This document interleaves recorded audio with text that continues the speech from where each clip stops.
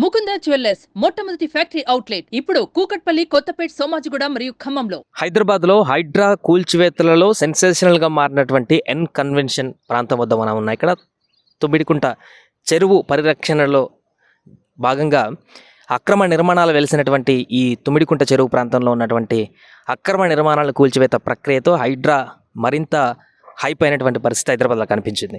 ఎందుకంటే నాగార్జునకు సంబంధించినటువంటి N convention hall కూల్చివేత దగ్గర నుంచి మరింత పాపులారిటీ సంపాదించిందని చెప్పుకోవచ్చు. అయితే ఇప్పటి వరకు జరిగినటువంటి హైడ్రా కూల్చివేతలలో చెరువుల FTL బఫర్ జోన్ల అక్రమ నిర్మాణాలు కూల్చివేసి ఆ ప్రాంతాన్ని ఆక్యుపై చేసుకునేటువంటి దానిలో భాగంగా ఇక్కడ ఉన్నటువంటి ఈ తుమ్మిడికుంట చెరువు ప్రాంతంలో హైడ్రా అధికారులు 4.9 ఎకరాల స్థలాన్ని మేము కాపాడగలిగాం, స్వాధీనం చేసుకున్నామని చెప్పేసి అన్నారు. సో 3.5 ఎకరాల వరకు ఈ ఎన్ కన్వెన్షన్ ప్రాంతం దాంట్లో ఉండొచ్చు. అదేవిధంగా ఈ తుమ్మిడికుంట చెరువుకు అవతల సైడు సైబర్ టవర్స్ చార్మినార్ లాగా లోగో ఉంటుంది కదా, అక్కడ అటువైపు కొన్ని నిర్మాణాలు కూడా తొలగించడం జరిగింది ఆ రోజు ఎన్ కన్వెన్షన్ కూల్చిన రోజే. సో ఆ ప్రాంతము ఈ ప్రాంతం కలుపుకుంటే మొత్తం 4.9 ఎకరాల భూమిని ఇక్కడ హైడ్రా అధికారులు రికవరీ చేసినట్టుగా చెప్తున్నారు. బట్ ఇది ప్రస్తుతానికి కోర్టులో స్టే ఉన్నప్పటికీ కూడా ఓవరాల్గా అక్రమ నిర్మాణాల తొలగింపులో భాగంగా ఇక్కడైతే తుమ్మిడికుంట చెరువు ప్రాంతంలో అయితే 4.9 ఎకరాల స్థలాన్ని రికవరీ చేసుకోగలిగారు. దాని ద్వారా ఈ యొక్క తుమ్మిడికుంట చెరువును పరిరక్షించడంలో భాగంగా ఇంకా మిగతా స్థలాన్ని కూడా వాళ్ళు రికవరీ చేసేటువంటి అవకాశం ఉంది. అయితే ఇక్కడ సుమారుగా 2 లక్షల వరకు కూడా ఒక గజం ఉంటుందనేటువంటి అంచనాన్ని ఇక్కడ ఉన్నటువంటి స్థానికులు చెప్తున్నారు.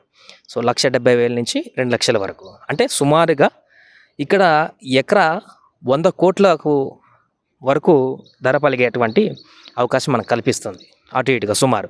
సో 4.9 ఎకరాలంటే ఇంచుమించుగా 500 కోట్ల వరకు కూడా ఇక్కడ ఆ విలువ కలిగినటువంటి భూమిని హైడ్రా అధికారులు స్వాధీనం చేసుకున్నారు మొదటి కూల్చివేతలలో భాగంగా తుమ్మిడికుంట చెరువులో. సో 4.9 ఎకరాల భూమి, ఒక 500 కోట్ల వరకు ఇక్కడ ఆ ప్రాపర్టీని అంతా కూడా రికవరీ చేసుకున్నారు. అక్రమంగా నిర్మించినటువంటి కట్టడాలను తొలగించి ఈ యొక్క చెరువుని మరలా విస్తరింపజేసి పర్యావరణ